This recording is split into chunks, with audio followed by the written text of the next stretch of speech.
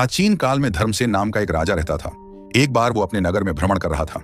नगर के अंतिम छोर पर एक छोटे से झोपड़ी के बाहर एक अप्सरा जैसी सुंदर कन्या बैठी हुई दिखाई दी। इतनी सुंदर कन्या राजा ने जीवन में पहली बार देखी थी। राजा ने जब अपने मंत्रियों से उस कन्या के बारे में पूछा तो मंत्री भी संतोषजनक उत्तर नहीं दे सके। राजा उस कन्या के पास गया और उससे उसका परिचय पूछा। कन्या ने कहा कि हे राजन, मेरा नाम दिव्य प्रभा है, मेरे पिताजी का नाम सोमरत्न है और हम लोग कुछ दिन पहले ही इस नगर में आए हैं। राजा उस कन्या पर मोहित हो गया। तभी उस कन्या का पिता सोमरत्न वहां आ गया। राजा ने सोमरत्न से कहा कि आपकी पुत्री तो सुंदरता में अप्सराओं को भी मात देती है, फिर इतनी सुंदर कन्या इस झोपड़ी में क्या कर रही है? इसको तो राजमहल में होना चाहिए। मैं इस कन्या से विवाह करना चाहता हूँ। सोमरत्न ने कहा कि महाराज, स्वयं इस कन्या से ही पूछ लीजिए कि वो आपसे विवाह करना चाहती है कि नहीं।